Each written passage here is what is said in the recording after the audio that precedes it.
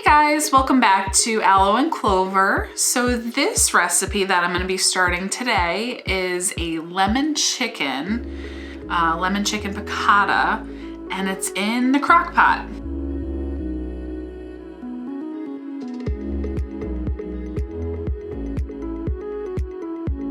So shout out to one of my good friends, Sarah Nelson, for giving me the suggestion. So we're gonna get right into it. And before we actually do get into the recipe, if you have been enjoying these videos and you've been watching them, please make sure to subscribe and also like. Okay guys, so we're gonna get right into the Whole30 slow cooker chicken piccata. And again, this is inspired by one of my good friends, Sarah, so shout out to Sarah. So I'm gonna give a little bit of my own swing on this recipe, but I think you'll like it. And obviously, you know, add, subtract things as desired. So the first thing that you're gonna start with is the chicken. So I use 2 chicken breasts, about 1.5 pounds of meat, and I just cut them in half in equal pieces so that they would cook evenly and I can put them on the very bottom of the crock pot. So I'm gonna go ahead and put those into the crock pot.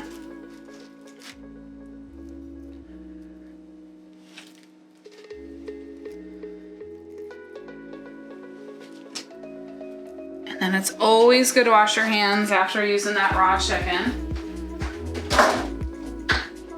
Next thing is we're gonna add in 1/4 cup of olive oil. In this case, I used what I had on hand, which was avocado oil. And it's a, what do they call it?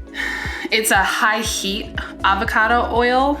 So just as a heads up, if you wanted to try that, you certainly could. Got that in there. And then I'm actually gonna move this a little bit closer so you guys can see at least the crock pot. And the next thing I'm gonna add in is 1/2 cup of chicken broth per the recipe. I might add in a little bit more. I actually made, if you can see, I made 1 cup of the chicken broth just in case it wasn't enough liquid to fill the bottom of the crock pot.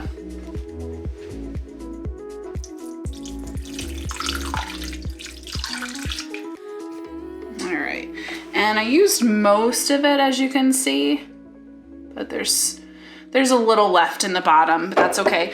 That's gonna be your judgment based on how big your crock pot is and your preference on if it has a little bit of a skin or not. The next thing that I'm gonna add in is the 2 tablespoons of fresh lemon juice. Again, I adapted this part. Here's the lemon juice. I actually freshly squeezed this lemon juice because I had some lemons left over from my last recipe. And if you haven't checked that out, that's my lemon and lavender cookie, vegan cookie recipe. So please go ahead and on my channel and go ahead and check that out too. But here's the lemon juice. It's supposed to be 2 tablespoons. I like my chicken really lemony. So I'm gonna put in a little bit more than that. It's probably closer to 3.5, 4 tablespoons in here. And the next thing I'm gonna put in is the 1/2 cup of capers. And I just use the, you know, the ones that you get in the jar at the store. In this case, I got this from Target. And these are just capote, I think is how you say it, capers. And this is a jar of 3.5 ounces, so I used 1.75 ounces of capers. But again, a lot of this is gonna be up to things that you enjoy eating and how you like your food prepared. And then a tablespoon of parsley. So there's that. And it already smells good. But I love lemons. And then at this point, what you're gonna do is you're gonna add in the lemon on top of the chicken so that it gives it that lemony flavor that we're looking for. I'm just kind of settling in my chicken there so that I can put the lemon on top.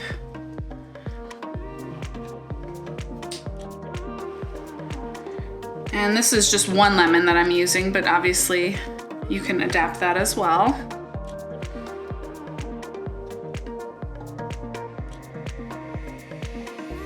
And I'm actually adding in, this is not called for in the recipe, but I love lemon and garlic. So I figured I would try the garlic as well. And there's about a tablespoon of the garlic in there.